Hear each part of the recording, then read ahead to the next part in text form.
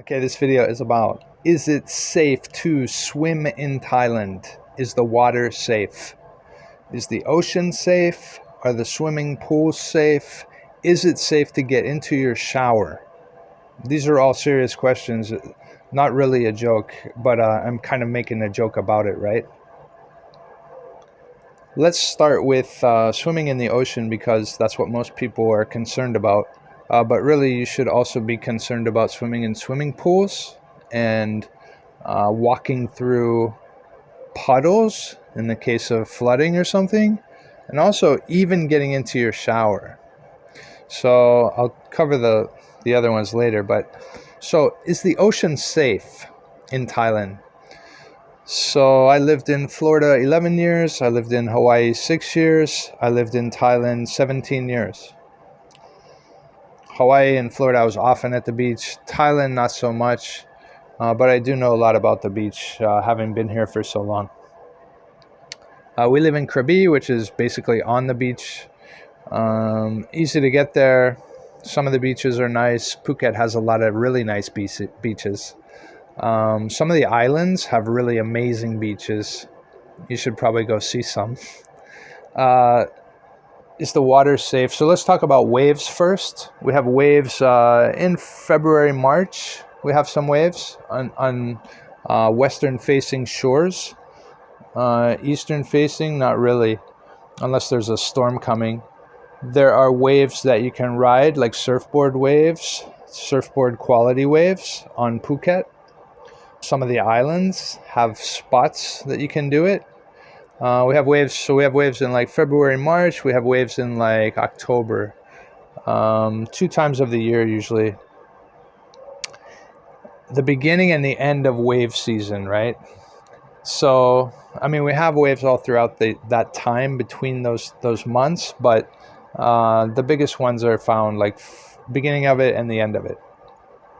Thailand doesn't have a lot of surfers, bodyboarders or whatever. People that go out are usually just doing it for fun, just on a whim. They'll rent a board or something. There's locals in Phuket that are, somewhat serious about it.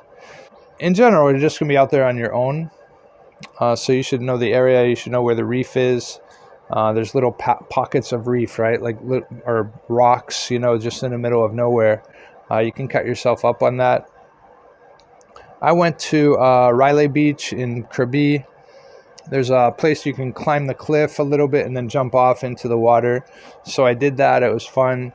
And then as I was just kind of treading water and I ripped my toe open on a I guess it was probably on a shell of some sort that was anchored to like a mollusk anchored to a rock or a coral reef or something. Just ripped it right open. It was pretty bad.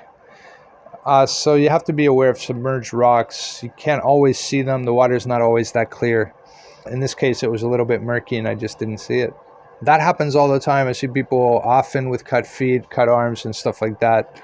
The waves don't usually get that big here. If you see like 5-6 feet, that's huge for here. And you probably shouldn't go in. Now, the reason wave season, as you can call it, is so dangerous is because the riptides. So even when the waves are not that big, you have a riptide of some sort at many beaches in Thailand, especially Phuket, especially the islands. So a riptide is a place where usually a wave comes this way, a wave comes this way, and they kind of meet to some degree in the middle. When they do, all that water is in the middle, and then all that water it just goes straight back out, right? It doesn't go out this way. It just goes straight back out. And what happens is you're over here maybe, and you're playing around, and then all of a sudden you go here, but that's where the water is ripping out towards the open sea. And people get caught in that and just disappear. It can take you out a couple 100 meters, and there's just no way to get back in if you don't know what you're doing. Even if you know what you're doing, even if you're a strong swimmer or used to be, you may not get in because it's just, you can't figure out where does the riptide end, which way do I go to get out of the riptide? And even so, if you're a couple 100 meters off the beach, and you're trying to figure out how do you get in, you better just start swimming, right? It's like you don't know if you're being sucked out anymore unless you see everything getting further and further away. And even so, like, which way do you go then? It's a horrible situation. Like, how long can you tread water? Few hours before you cramp up and then go under. It's just most people cannot. I couldn't imagine trying to do it for more than a couple hours. You could float your shirt, like stick air under there. It'll help for a little bit before the air goes out. Oh, it would just be super bad situation, but it happens all the time. People die in Phuket all the time from rip current. Happens like when the waves start, happens so much. Every single day you'll see headlines in Phuket news online. Be very careful with that. It's dangerous as heck. You're not strong enough to save yourself. When a riptide's pulling you out, how the hell are you gonna? You can't fight against it. You're supposed to just go with it, go out until, or swim at an angle to it. So if you're being sucked out, you realize that you could only be sucked out like 90 degrees from the beach because that's gravity, right? It's pulling you straight out this way for the most part.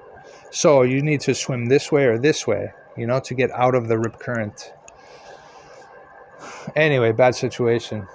Also a bad situation because many people go snorkeling. They're not used to it. They don't know what to do even. You get one inhalation of water in your chest. Some people die right there. How you gonna get out of that? You're in the water. You can barely swim. You probably don't have a life jacket on because most people don't snorkel with a life jacket. You probably should if you can't swim, right? I made my wife do it. So yeah, it's dangerous because you can have a heart attack. People that swim, so many old people in Phuket, right, in the islands, and so many retired people come here to live. They go swimming, they think, oh, I can swim like I used to. You can't. Your heart is done, man. You haven't done anything physical in years, and you want to swim like you used to. Swimming is a very, very cardiovascular exercise. It's stressful, right, on the heart because you're using your whole body. Anyway, be very careful about snorkeling, diving, waves, rip current, box jellyfish. Jellyfish, there's a number of jellyfish, but we have box jellyfish as well in the southern islands here, like Koh Samui and Phangan, and really all over. Koh Phi Phi, Trong, all the islands really. Krabi, Phuket Islands, the islands around Phuket, everywhere. People die from box jellyfish. I mean, it's no joke. I was stung on the leg in Hawaii, and it messes up your thinking. The venom is so strong and overwhelming that it screws with your mind. You can't think straight. Like, you can't think what to do exactly. Like, what is the best thing to do? You can't even think. It's that strong. It's crazy. The pain is crazy. It makes your heart do crazy things. You can feel your heart like coming out of your chest. It's beating so strong, like bam, bam, bam. It's really wacky thing to get stung by those things. But they're here in Thailand. Be careful. Kids die from them. Israeli boy died not too long ago. Horrific pain and hard to treat. I mean, if you're covered with the tentacles, I mean, the venom is so strong. Much better to get bitten by a snake than a box jellyfish. If you go swimming and you see any jellyfish in the water, get out of the water. Because what you see is not only what's there. Sometimes the tentacles break off and they're floating around free and you don't see them. You don't see the whole jellyfish, right? You feel something on your back or something. I've had it in Hawaii so many times. Portuguese man o' war. Tentacles break off from the wave action and getting ripped up and from predators maybe. But yeah, you'll feel one touch your back and it's like stinging, and then it stings for like an hour, and then you have to decide, do I get out of the water, keep surfing? Like, is the pain that bad, or can I just keep surfing? Yeah, so be careful about box jellyfish. Shark attacks we don't really have here. It might grab your foot or something, but it's very, very rare, extremely rare.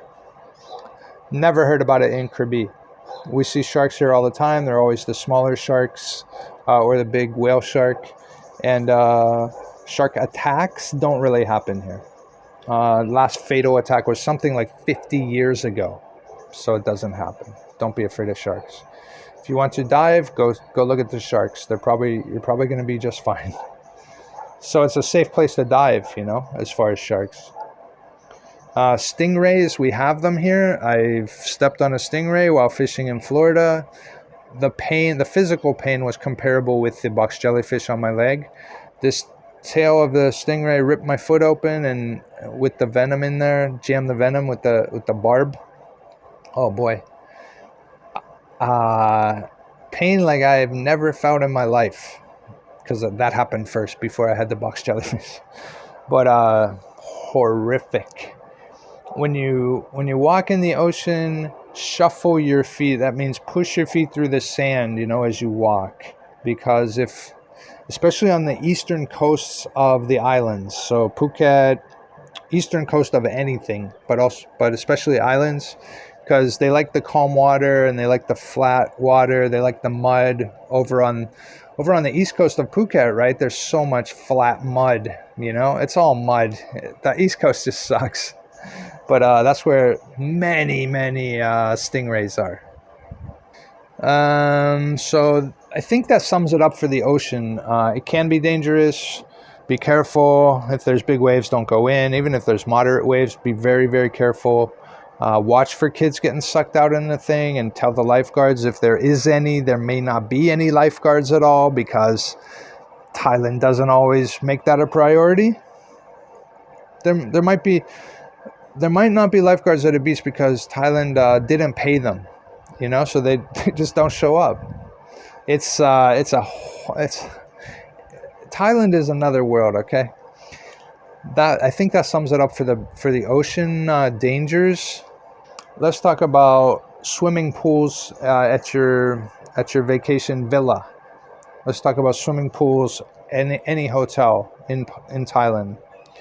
So I've been here long enough, almost 2 decades, to read articles, let's say more than 10, less than 20 probably, but where pool water is actually electrified.